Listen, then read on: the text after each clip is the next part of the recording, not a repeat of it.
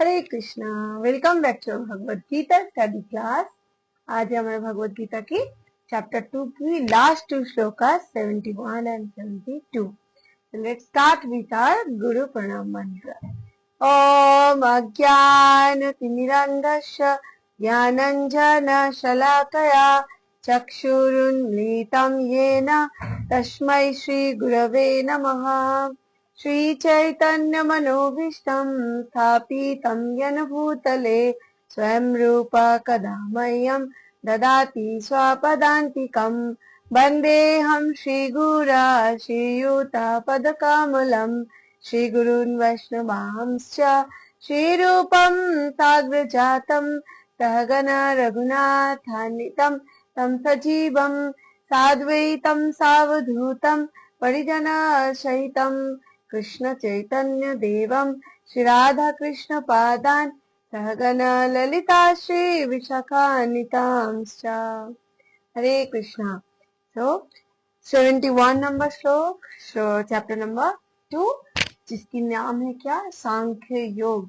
Means भगवत गीता की सार, जो एनालिटिकल स्टडीज ऑफ आत्मा परमात्मा है ना, डिटेल्स में है। तो हमने ये पूरा चैप्टर समझा पूरा अच्छे से कि भगवान इस पूरा गीता में जो जो एक्चुअली अलग अलग चैप्टर्स में डिटेल्स में बताया, चैप्टर 2 में उसकी सार दे दिया। सब कुछ है जो पूरी भगवत गीता में है।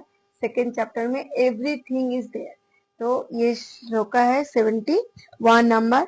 विहाय कामन यप सर्वान् पुमाश्चरति निष्प्रियः निर्मम निरहंकारः शांति अधिगच्छति। मीन्स जो शांति की सूत्र क्या है, क्योंकि हम सब शांति चाहते हैं, राइट। तो इसकी भगवान इस श्लोका में बता रहे कि जो जिस व्यक्ति ने इंद्रिय तृप्ति की समस्त इच्छाओं का परित्याग कर दिया और जो इच्छाओं से रहित रहता है और जिसने सारी ममता त्याग दी है तथा अहंकार से रहित है, वही वास्तविक शांति को प्राप्त कर सकता है। मतलब शांति अगर किसी को चाहिए तो हमें फिर विरक्ति की भावना होना चाहिए, ना कि आसक्ति। जो पूरी चैप्टर में हमने देखा, भगवान बुद्धि योग के बारे में बोला, कर्म कैसे करना चाहिए, कैसे हमारा बुद्धि होना चाहिए। तो फिर शांति की प्राप्त करने की एक ही उपाय है, वो है हमारे जो है ममता त्याग देना चाहिए, आसक्ति, इच्छा, इंद्रिय तृप्ति से समस्त इच्छाओं का परित्याग।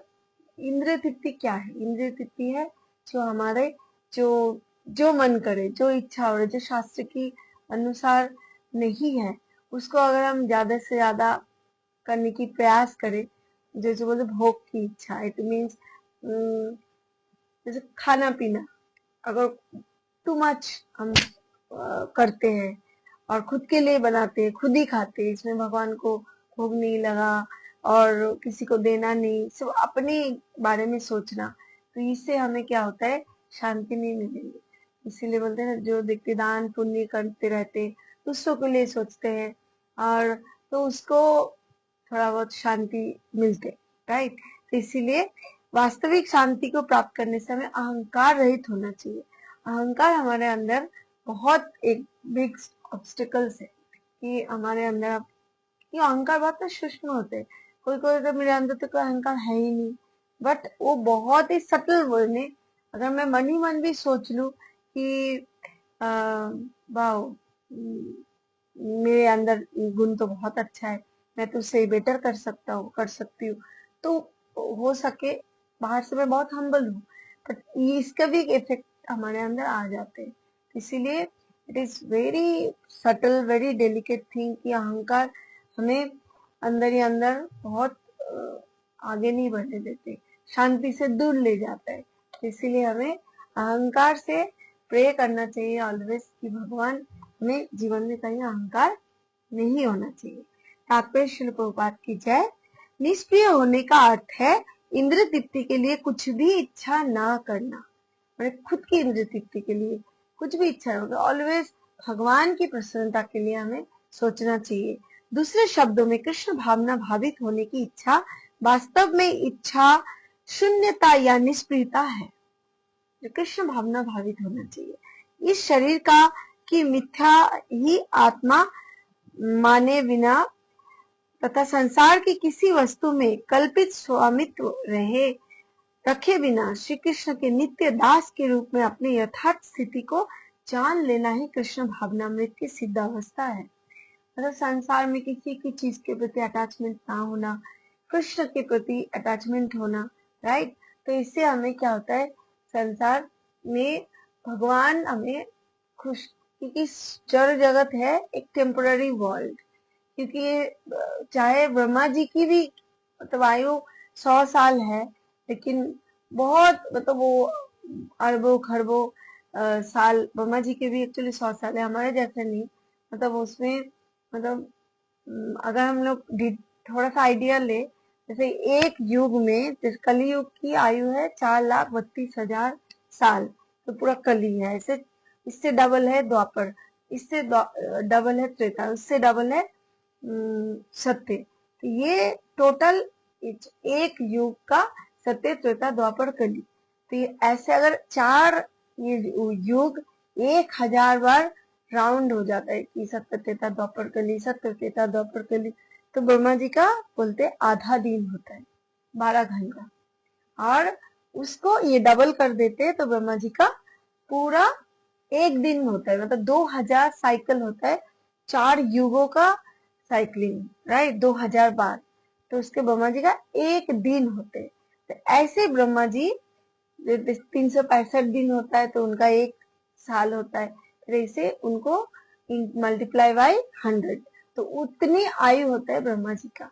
तो या ऐसे करके उनकी 100 साल, तो उनका भी टेम्पोररी एक्चुअली आयु है, लगता है बहुत साल जी ले, बट ब्रह्मा जी का भी 14 भुवन का भी प्रलय होके खत्म होता है, ब्रह्मा फिर न्यू ब्रह्मांड क्रिएट होता है, राइट। इसीलिए एवरीथिंग इज टेम्पोररी। तो हम लोग कहाँ एग्जिस्ट कर रहे, क्या हमारे गोल है, होना चाहिए लाइफ में, शांति अगर चाहिए तो इस शॉर्ट जो स्पैन ऑफ टाइम हमें मिला है, इट इज वेरी, वो भी मनुष्य शरीर में, तो इट इज वेरी इंपॉर्टेंट कि हम इसको थोड़ा सा बोलते दुर्लभ मानव जन्म, दुर्लभ इसीलिए बोला जाता है क्योंकि ये बहुत बहुत जोनियों के बाद हम मनुष्य जन्म में आए। तो हो सकते हम इसी को अच्छे से इंद्रिय तृप्ति से दूर रहे, अहंकार से दूर रहे, तभी जाके शांति मिल सकते है, राइट। तो इस बार भगवान की नित्य दास बनने के प्रयास करें। जो इस सिद्ध अवस्था में स्थित है वह जानता है कि श्री कृष्ण ही प्रत्येक वस्तु की स्वामी है। जो स्थित है मतलब सिद्ध, जो कृष्ण भावना भावित होते हैं, he always knows that he Lord Krishna supreme personality of godhead is Lord Krishna, और हमें उनके नित्य दास हैं, वो नित्य प्रभु है। उसी हिसाब से वो ऑलवेज कार्य करते। उसे अपने लिए युद्ध करने की कोई इच्छा न थी, किंतु वही अर्जुन कृष्ण के लिए अपने शक्ति भर लड़ा। वास्तविक इच्छा शून्यता कृष्ण तुष्टि के लिए होना चाहिए, और ये इच्छाओं का नष्ट करने का कोई कृत्रिम प्रयास नहीं है। हमारी इच्छा अगर हम नष्ट करना चाहते तो एक ही उपाय कि उसको पूरा दबा के फोर्सफुली बंद नहीं करना। जैसे अभी मुझे कुछ खाने की इच्छा हो रही, तो मैं अगर ना खाऊं तो फोर्सफुली हो गया, इच्छा तो इच्छा है, पर इसको ऐसा कर सकते कि जो खाने की मन कर रहा है वो फिर बनाओ, भगवान को भोग लगाओ, फिर उसको खाओ। तो इससे बीच में भोग लगाने से क्या हो गया, ये कृष्ण की प्रसन्नता के लिए हो गया, मैं फिर खुद भी एंजॉय कर पाया, भगवान को भी दे दिया। तो उसी हिसाब से इच्छा को ट्रांसफॉर्म कर सकते, न कि इच्छा दबा सकते, राइट। तो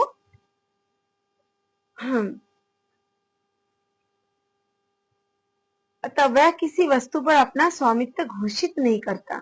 ये दिव्य ज्ञान आत्म साक्षात्कार पर आधारित है, अर्थात इस ज्ञान पर कि प्रत्येक जीव का अंश स्वरूप है और जीव की शाश्वत स्थिति कभी ना तो कृष्ण के लिए तुल्य होती है, ना उनसे बढ़कर। इस प्रकार कृष्ण भावनामृत का ये ज्ञान ही वास्तविक शांति का मूल सिद्धांत है। अगर कोई वास्तविक शांति चाहते हैं तो हमें कृष्ण भावना भावित अवश्य होना चाहिए। और कृष्ण भावना भावित होने के मतलब ये नहीं कि हम घर द्वार छोड़ दे, हम सिर्फ कृष्ण कृष्ण जपते रहे, अपना कर्तव्य से मुकर जाए, ऐसा बिल्कुल भी भगवत गीता नहीं बोल रहे। तो next shloka is that's last shloka Bhagavad Gita की सेकेंड चैप्टर। एषा ब्रह्मी स्थिति पार्थ नैनं प्राप्यम विमुहति स्थित्या सामंत कालेऽपि ब्रह्म निर्वाणमिच्छति। अनुवाद, ये आध्यात्मिक तथा ईश्वरीय जीवन का पथ है जिसे प्राप्त करने को मनुष्य मोहित नहीं होता, जिसे प्राप्त करके मनुष्य मोहित नहीं होता। यदि कोई जीवन के अंतिम समय में भी इस तरह स्थित हो तो वह भगवत धाम में प्रवेश कर सकता है। तो अगर ये पूरा जीवन हमारे जो, क्योंकि हम कल हमारे अंदर श्वास है नहीं है, हमारा आयु है नहीं है, वी डोंट नो, इसलिए अगले क्षण में हमारे साथ क्या होने वाले हमें ये एक्चुअली नहीं पता। तो यही मिस्ट्री है। तो इसीलिए हमें always be ready to fight और be ready to be in the war mode, Krishna conscious में हमें रहना चाहिए। कभी शरीर छूट जाए तो हो सकते हरिनाम अंतिम समय में ना निकले, क्या स्थिति हो, वी डोंट नो। तो इसीलिए आध्यात्मिक तथा ईश्वरीय जीवन का पथ है ये जो कृष्ण भावना भावित होना, और इसमें जिसे प्राप्त करके मनुष्य मोहित नहीं होते।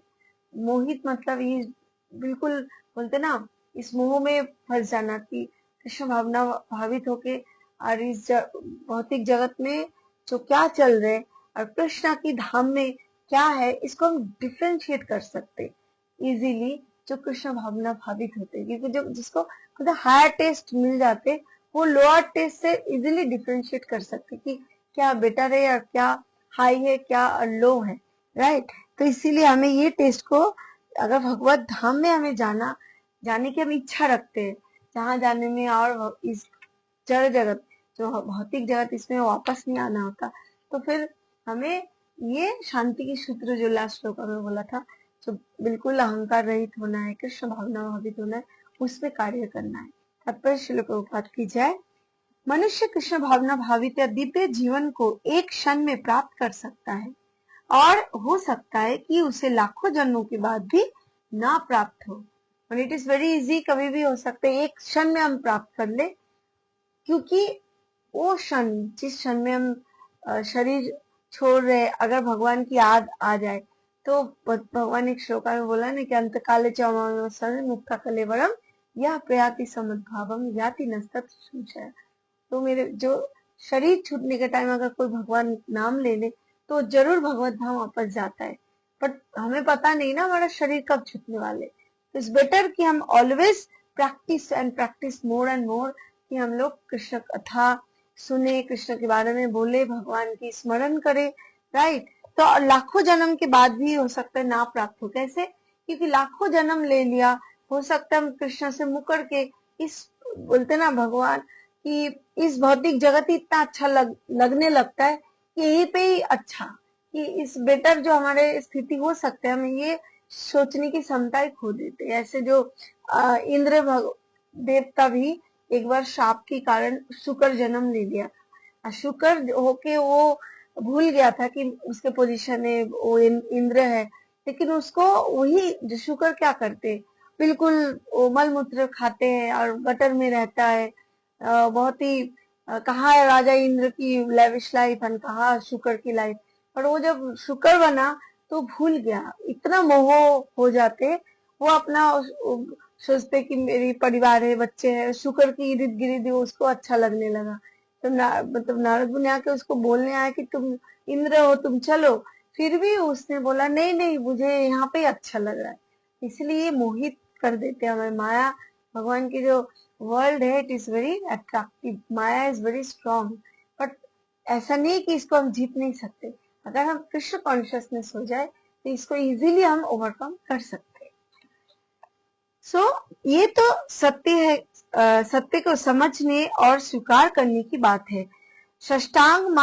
खटवांग महाराज ने अपनी मृत्यु के कुछ मिनट पूर्व कृष्ण की शरणागत होकर ऐसी जीवन अवस्था प्राप्त कर ली। निर्वाण का अर्थ है भौतिकवादी जीवन शैली का अंत। निर्वाण मतलब है जो ज्योति है ना, जो दीपक, वो किसकी, ज्ञान की जो दीपक है, वो ज्ञान की निर्वाण, वो हमें भगवान कृष्ण भावना भावित होके ही एक्चुअली वो मोड ऑन हो सकते।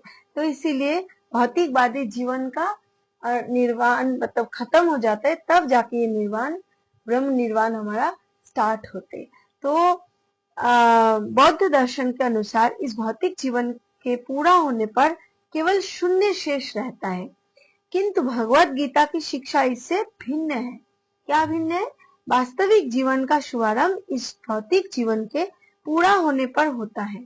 भौतिक जीवन एक्चुअली भगवान बोल रहे कि बौद्ध संस्कृति मतलब क्या बोलते फिलोसफी कि ये जीवन खत्म हो जाता है तो हम शून्य हो जाते, लेकिन कृष्ण कॉन्शियसनेस ये बोल रहे कि जीवन खत्म होते हम शून्य नहीं होते, वहां से हमारा रादर स्टार्ट होते हैं कि हमारा नेक्स्ट गतिविधि क्या होगा, कौन सी जन्म होगा, क्या हम भगवत गीता भगवत धाम में जा पाएंगे या इसी में फिर हमारे नेक्स्ट लाइफ साइकिल स्टार्ट होगा।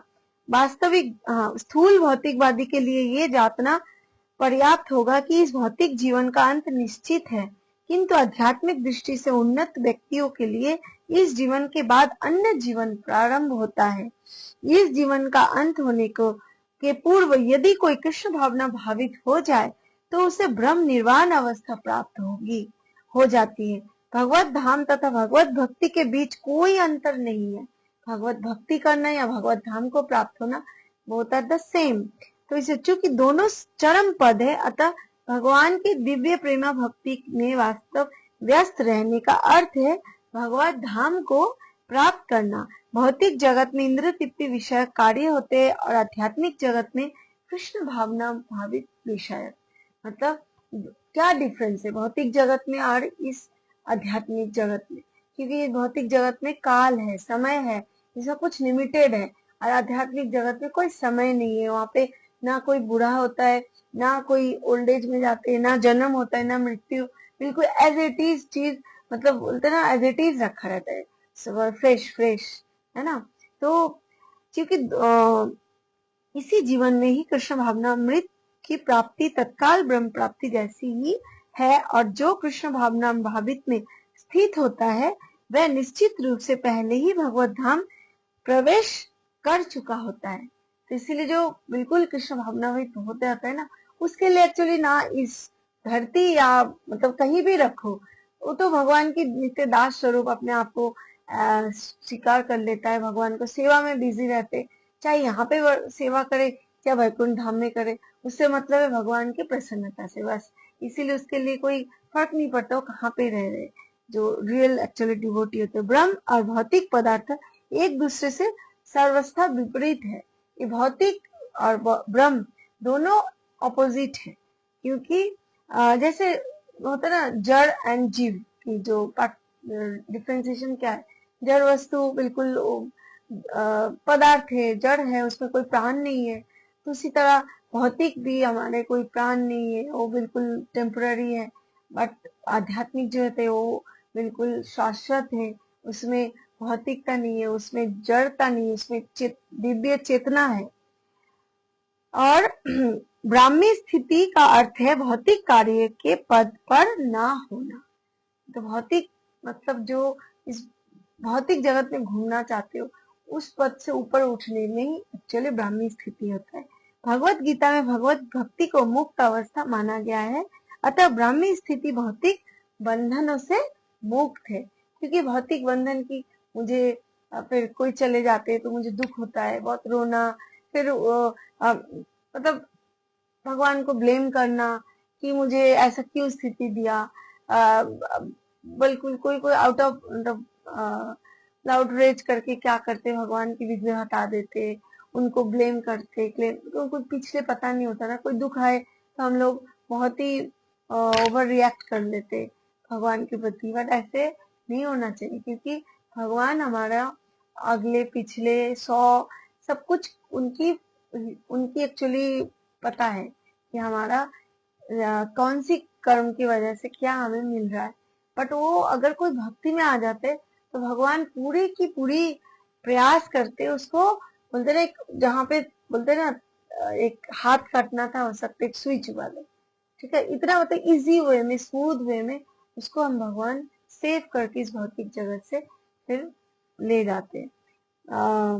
श्रील भक्ति विनोद ठाकुर ने भगवत गीता के इस द्वितीय अध्याय को संपूर्ण ग्रंथ के प्रतिपाद्य विषय के रूप में संक्षिप्त किया है।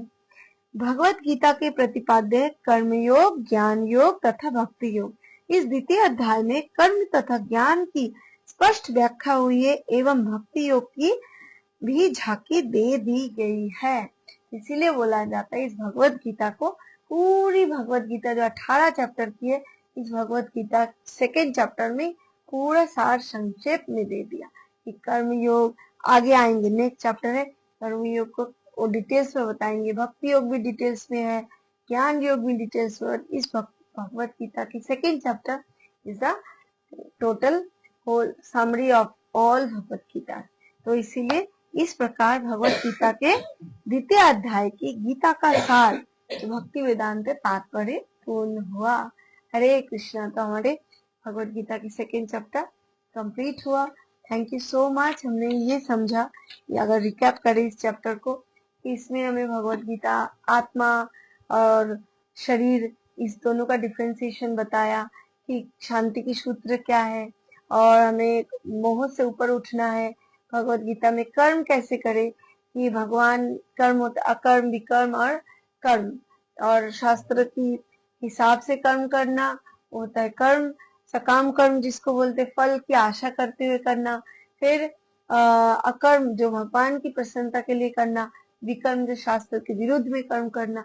कैसे हमें डिटेल्स में क्या करना चाहिए, क्या नहीं करना चाहिए, कौन सा बुद्धि श्रेष्ठ है, कैसे हमें भौतिक जगत और आध्यात्मिक जगत की डिफ्रेंसिएशन, टोटल होल एक समरी हमें मिलता है इस चैप्टर 2 में। तो कल से हम लोग फिर चैप्टर 3 की जर्नी स्टार्ट करेंगे। तो thank you so much for being with us. Thank you, Hari बोल।